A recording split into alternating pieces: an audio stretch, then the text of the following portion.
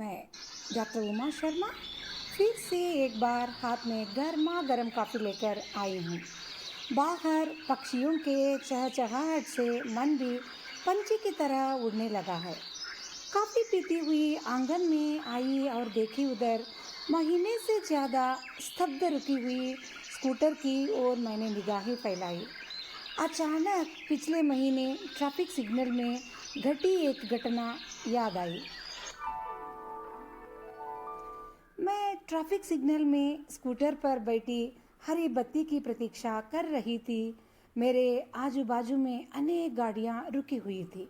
इतने में मेरे बाजू स्कूटर पर रुकी हुई महिला ने मुझसे कहा, मैडम जी, आपकी साड़ी बहुत सुंदर है।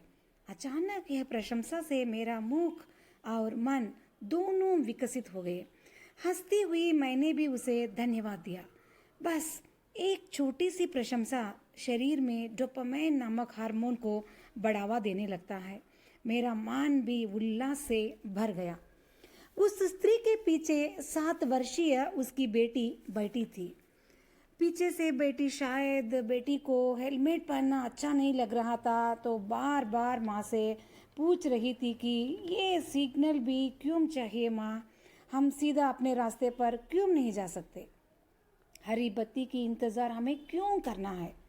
माँ प्यार से जवाब दे रही थी कि अगर सिग्नल नहीं हो तो चौराहे पर सब गाड़ियाँ एक जगह आ जाते हैं और कोई आगे न जा पाएगा, और उधर गाड़ियाँ टकराते तो है तब दुर्घटनाएं भी होंगी ना।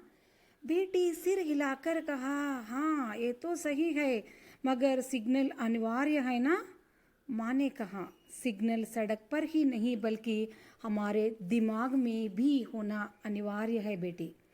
पता है तुम्हें, एक दिन में हम 60,000 से ज़्यादा विचारों का सृजन करते हैं। उन विचारों का परिशीलन करने हेतु रेड सिग्नल तो डालना ही पड़ता है, नहीं तो विचारों का टकराव हो जाएगा दिमाग में, पता है।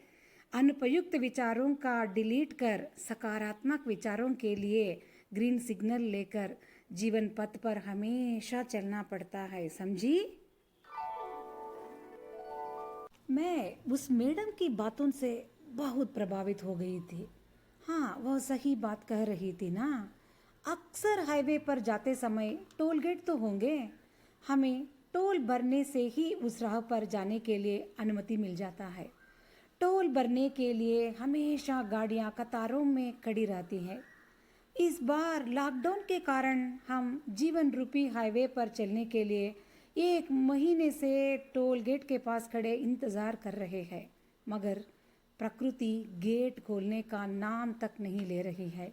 यह गेट पैसों से या कोई कार्ड से नहीं खुलने वाला है।